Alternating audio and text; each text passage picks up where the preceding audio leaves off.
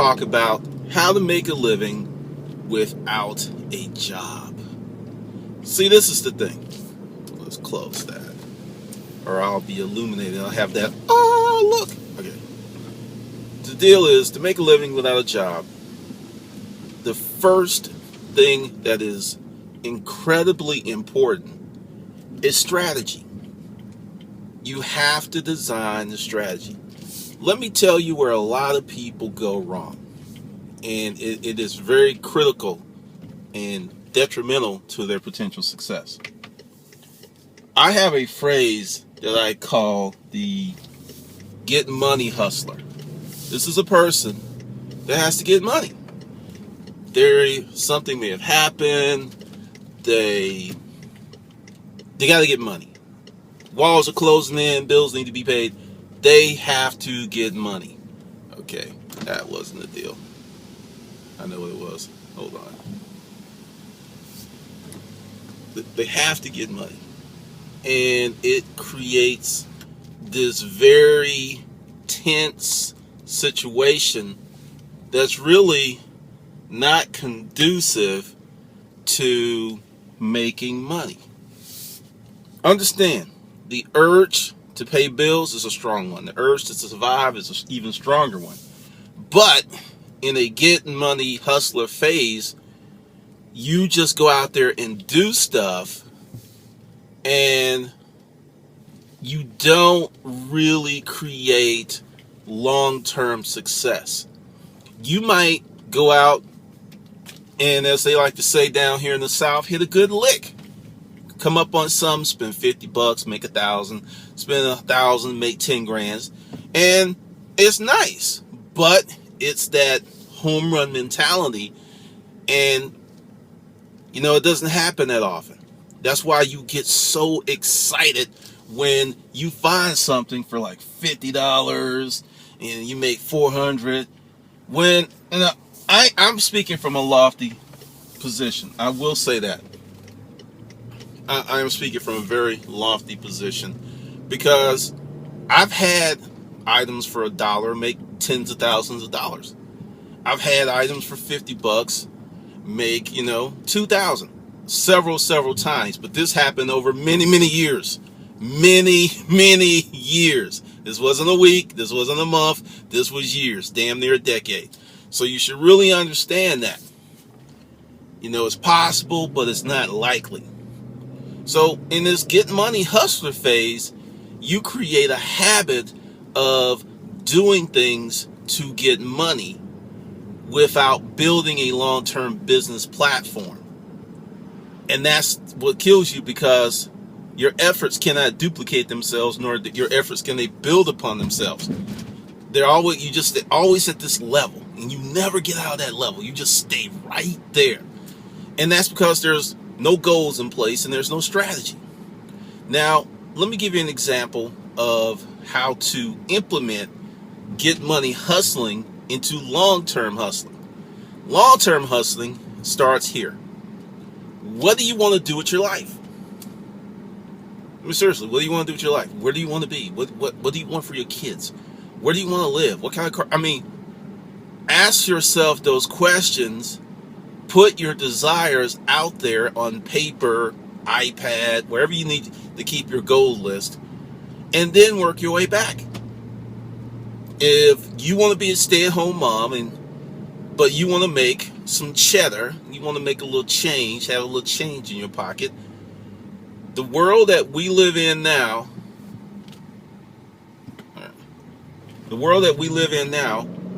you can create a business in your house and easily make $1,000 to $2,000 a month, anywhere from, say, 6 months to a year. Get to that level. 1,000, 2,000 gross income. That's not all profit, but it's $24,000 working from the comfort of your home. Very, very doable. So you have that platform. You found a product, a service, or something that you could do from home, and it's making you $2,000. Then you go out and do get money hustling on top of that, it's a different ball game. Because then, that big come up, it doesn't get sucked up into bills because your bills are paid. Okay, that's another mansion being built. Yeah, they tear houses down because the lots are really large over here and put up these huge things. It's crazy. But you want to have that consistent revenue stream. You may be better off to forget about Get Money Hustling and take a few months and build you something. And I don't care if it's $50 a month consistently, if it's $2, $3, for a lot of people, $300 extra a month is a big deal. It's huge. That's a big deal. That solves a lot of pain. That puts Pookie in Pampers. That buys, that pays a few bills. That might be the cell phone bill, the electric bill, car insurance. That can be significant for a family. So any money that you could create on top of what you already have coming in is very significant. So take a few months and build some consistent revenue stream. eBay. I mean, I'm going to say this, and I'm not trying to be an asshole. It may come off that way, but anyone that diligently does the research and applies 20 hours a week, that includes shipping, sourcing, everything, can easily make $500 extra a month on eBay. Easily. If you devote 20 hours a week, say 8 hours a month. Actually, if you're putting in that kind of time and you're doing your research, you might be at 1,000. Seriously. Because the thing is, what a lot of people are doing, and this comes from not having goals, this comes from not designing a strategy, is they go from thing to thing to thing because it's the new hot trendy thing right now. It's the, this is working, this is hot.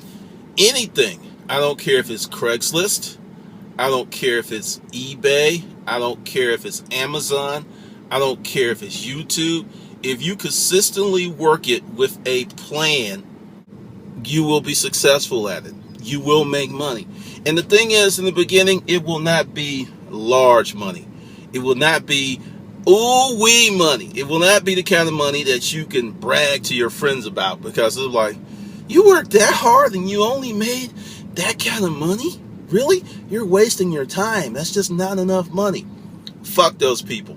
Because you're not wasting your time. You're building your experience repertoire. You're learning things. You're actually adding value to yourself. You're creating long-term value. Because this is the thing. When you do something and you build a business, and if you're pushing, you're going to make mistakes, but you're also going to gain something called experience. Experience is a very valuable commodity. I mean, people pay incredible amounts of money for experience. Experience is a wonderful thing. And if you have no experience, you have to earn it or buy it. Those are your two choices. Earn it or buy it. And by creating a business, whether you're only making pennies, a few shillings, no gold doubloons for you right now, you're adding value to yourself. And it's a period of time. I was in one of my groups on Facebook, and someone had put off that they were in their third month of Amazon FBA, and they were getting their first 4-figure payout after 3 months. Now, I don't know the profit matrix, the net, I have no clue, but they were thrilled, so I'm thinking the profit was pretty good. 3 months, but this person focused. And this is where strategy is of the utmost importance. Strategy is everything. It is everything.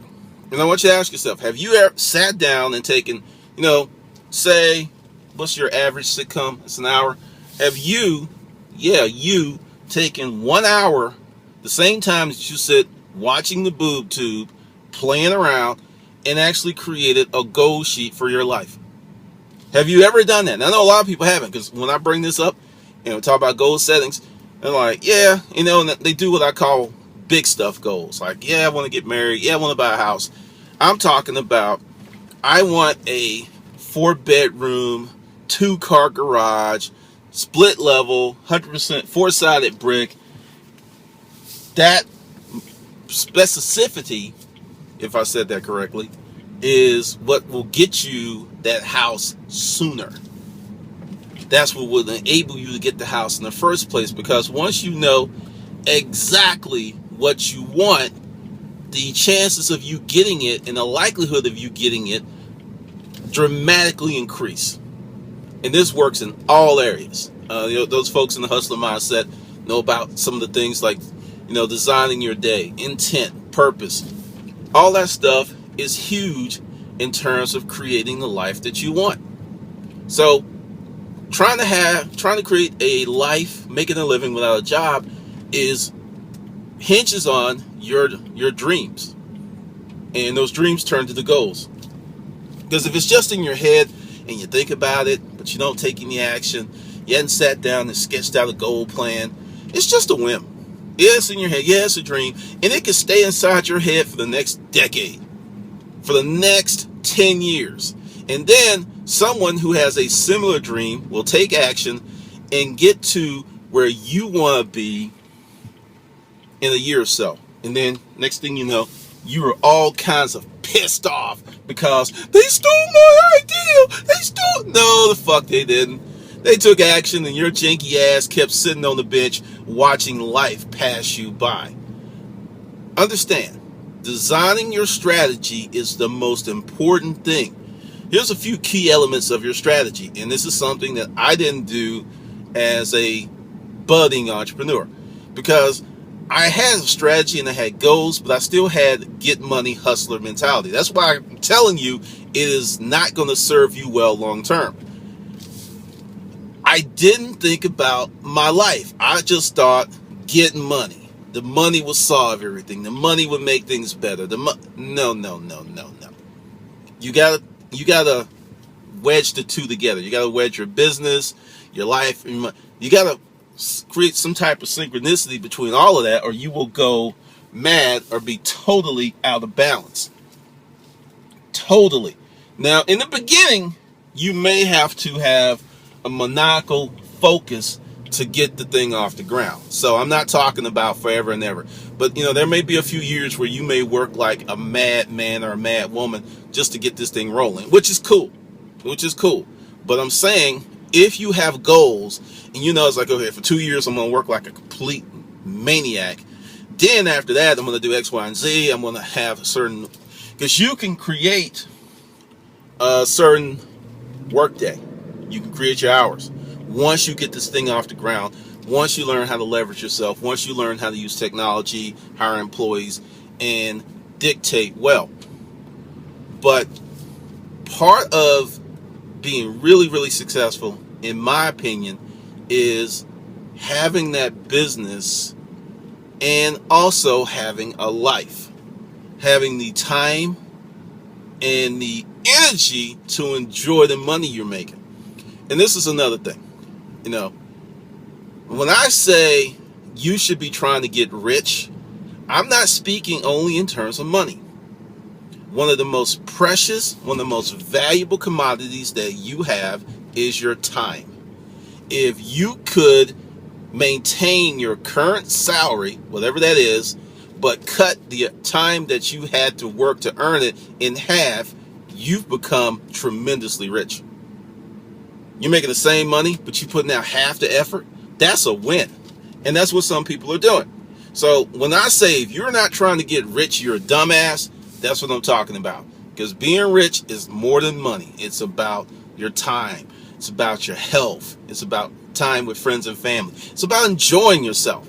So, this whole notion that, rich people are all this and they are on drugs and they're kids. I'm sorry. I actually know a lot of rich people, and some of them are the finest people on earth. And they're happy because they can fucking enjoy their time. And they have order and control of their lives, which is a big one. There's a lot of people that don't mind working hard. They would work 15 hours a day doing something that they love. That's not a problem for them. The problem for them is they don't control what they do. They don't control the projects they work on. They don't control any of that stuff, and that's what kills them. So in designing your strategy, in putting together what kind of hustler you're going to be, seriously, take 4 hours. Yes, 4 hours. Take 4 sheets of paper, and on one sheet of paper put business goals. Then on another sheet of paper put life goals. Then on another sheet of paper put ooh-wee fun stuff. Like, if you want a Porsche, put it on that sheet. And then the fourth one, family. And start writing out what kind of goals you want for your family. What kind of goals you want for your business. And write everything down. Do not fucking censor yourself, and don't put any restrictor plates on. I don't care if you want to ride around in hot balloons for the next year. Put it on there, and then when you have all these goals written out, because when you pull them outside of your head, they make a little bit more sense, or they may not make any sense at all. You may see that goal that you had in your head, something that you've thought about for years, but when you pull it out and you start working on it, and you're like, I really don't want to do that. That's another benefit of doing this exercise. You will find out if some of the stuff that you've been thinking about and wanting to do, you'll find out if it's really worth doing, which is a win. And you'll also get a better sense of yourself, more clarity. And it's a powerful exercise because a lot of people are afraid to dream. They're afraid to think big. They're afraid to dare to do something that they've never done before. And I'm telling you, you're selling yourself short.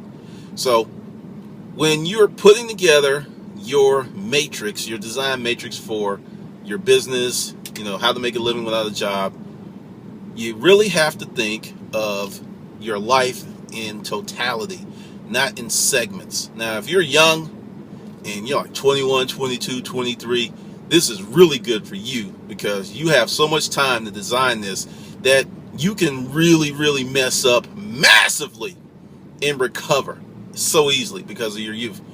And if you're older, you can still take chances, but you got to make sure that some things are in place. That's just the reality. But do the goals thing. Sit down, really think about it, and then once you have those 4 sheets of papers and they're full of your goals, your desires, then see how they interlace together. See how they do this. Because if they don't interlace together, you're going to have internal conflict that's going to rob you of energy of achieving any of those goals. It's because you're going to ask yourself, and then you're going to think about 18 other things that interfere with that goal. And each time that you think about those 18 other things, your energy level drops. And you don't really end up doing any of them.